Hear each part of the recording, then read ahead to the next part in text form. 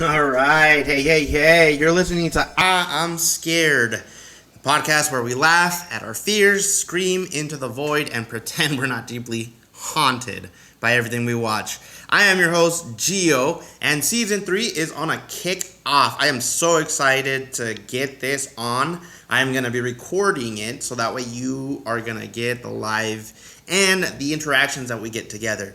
Cool part about this new season, I created a new theme song. It may be cheesy as F, but I feel in my case that it is super good, and of course I'm going to say it's super good, but I feel like it goes really well to what this podcast is all about. So we will be diving into the 2022 supernatural horror film Talk to Me, also known as Don't Hold the Creepy Hand, You Absolute Idiot. But without further ado, here is the song. Come on in, the crypt is warm. We've got popcorn and a thunderstorm. Goal approved and the devil blessed. We talk horror, but we're well dressed. Screams and laughs and a spooky blend.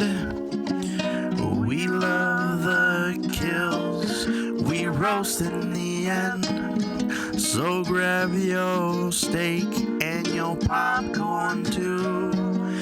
We're the horror fans who laugh with you. It's I'm Scared, we fear with flair. Now press play if you dare. All right. So now, real quick, if you haven't seen Talk to Me, this is your official spoiler alert because I'm about to get into the ghostly shenanigans that this movie comes into, the emotional trauma, and teenage decisions so bad that make you want to scream, where are the parents? Because in reality, when all this stuff happens, where the heck are the parents? Why aren't they intervening? Why aren't they trying to figure things out? So let's talk about the hand. So this hand basically is a hand that was severed from a medium, or as they say, a person who talked to spirits or who did all that. And the one question we never get is how it came to be, just that what it is, right? So now we have these Australian teenagers who have found it super fun to, one, hold the hand, say, talk to me, hence the name of the movie, and two, say, I invite you in, or I let you in. Sorry, not I invite you in. I let you in. They invite a spirit to take over their body, like a possession. We're talking about like a most modern Ouija board, right? So you have a Ouija board where you want to talk to ghosts and scare the living bejesus out of anybody who plays it. But now you have this new hand who now not only can you talk to the dead, but you can let them, or you let them, not you can, but you let them take over your body and do, talk, do whatever they want, which in any case is a big no-no. Don't ever do that, right? So you get them doing that and it becomes like a high to them, right? It's like a drug, kind of like a way to cope with things, a new type of drug, right? So we get them starting to do this whole thing, and now we get Mia, right? Mia is, she's the main girl in this story. She is unfortunately grieving through the recent loss of her mom, so she is kind of just trying to live her life, going through whatever she's going through, trying to cope with the grief of it, right? Well, she gets invited and she gets into this hand and she enjoys it. It's like the one thing that makes her feel alive, which of course can be good, but can also be bad, right? It's the same thing as like any type of drug. You're gonna take it, but there could be repercussions later on. Well, with her, she loves it, right? She really loves the crap out of it, and to a point that it gets out of hand. Pun very much intended. All right. So these ghosts that take your body aren't like happy ghosts. They're all mean. You can see when they like get in or they get possessed. These ghosts like say whatever or like kind of insult other people, or it just makes it like these aren't the nicest ghosts that you'd want. This isn't Casper taking over your body or anything like that. These are actual ghosts that are just angry in their life prior and now in the spiritual life, right? So you get to a point where, unfortunately, Mia's friend's younger brother wants to do this, and Mia convinces him to do it, like convinces the sister to allow him, and the ghost that gets him is terribly, terribly angry to the point that makes him like beat the living crap out of the kid, like while possessed, slamming his head. It is crazy to the point that he's hospitalized, right? So we're getting to a point where this is just hard, right? We start seeing, again, Mia is starting to go more into like she needs it. She wants to do it. And there's a moment that she believes she sees her mom. And that her mom's talking to her. Now, there was one occasion that they discussed that the hand can appear to be anyone, but it can also appear to be someone you know, but not be the person. So in this whole time, you're seeing her react to all these things. She's starting to see it without touching the hand. She's starting to hallucinate, right? So basically the drug is taking over her. And it gets to a point where she is following whatever the demons say. Now, if I'm one to do this and I'm saying follow demons, I would say 100% don't follow the demon, right? But don't do it. But give it, she's grieving. We'll leave it to that.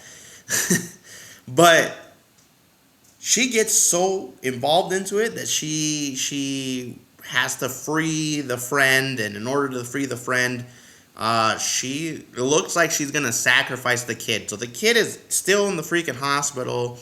She is wigging out like crazy, and this is the part where I think was really good with this movie. So if it's gonna freak you out, I'm gonna give you a warning. Don't watch it, right? Because it's so psychological. You don't know what's real. You don't know what's actually happens. You know, she's seeing things.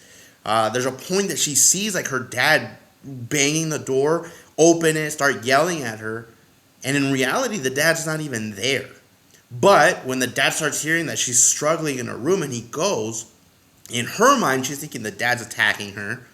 In real life, the dad's just like, honey, are you okay? What's going on? He opens the door, goes in, and since she's thinking like, oh shoot, dad's attacking me, she finds scissors and then, boom, stabs him, right?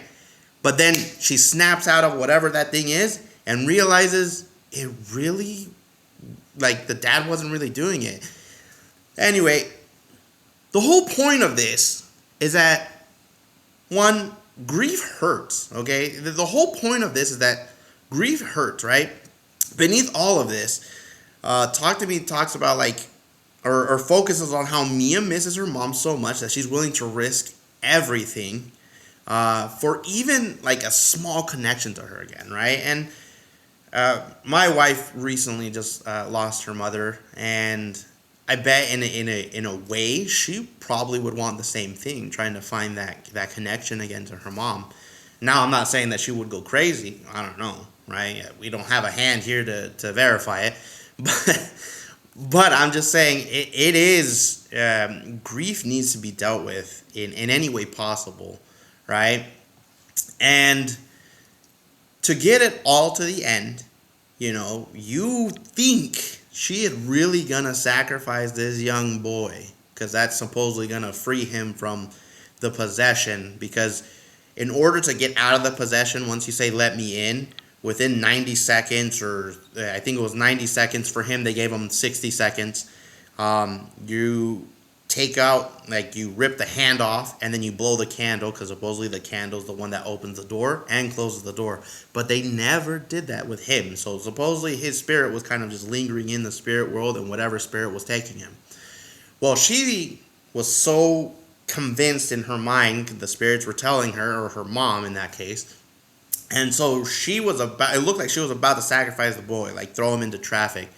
And then you see a body get thrown into traffic, and you're like, "Dang, she threw the kid! Holy cow!" But then you see everything get dark. She's in the hospital. Her dad's walking away. The kid actually recovers and walks away with the family, so it's great. And then all of a sudden, she gets into a dark, dark room where there's nothing. And then you see a light.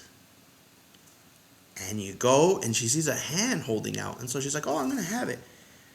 She holds the hand, and it's these other kids playing with the same dang hand, and she's on the other side. Holy cow. That was a twist that I did not expect to see, and I was very astounded by it. I was just like, holy cow, that was a good twist. But the other question comes, how the heck did they get that hand?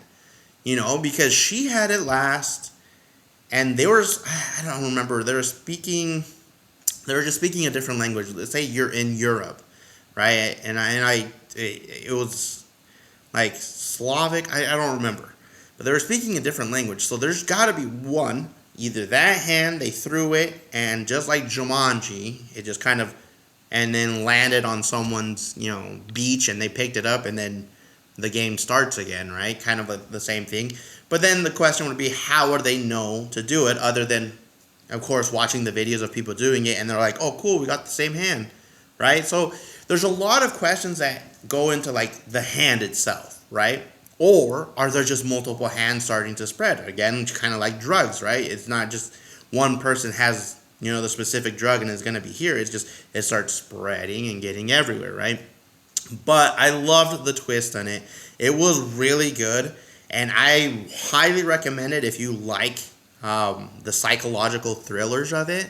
But to know, if you don't, now you know the movie. You don't have to watch it. Like I said, it was really good. 2022 really brought out good stuff. And most recent, we've had really good stuff as well that I'll be discussing. But we're back. So until next time, I have a couple rules. Don't talk to spirits. Don't trust creepy antiques. And for the love of all things holy, just say no to haunted party games. I grew up in the 90s. We knew never to play with Ouija boards. So just don't do that. That's all I say. Well, but until next time, see y'all later. The crypt is warm. We've got popcorn in a thunderstorm. Goal approved and the devil blessed. We talk horror, but we're well dressed. Screams and laughs and a spooky blend. We love the kills. We roast in the end. So grab your steak and your popcorn too. We're the horror fans who laugh with you. It's I'm scared. We fear with flair. Now press play.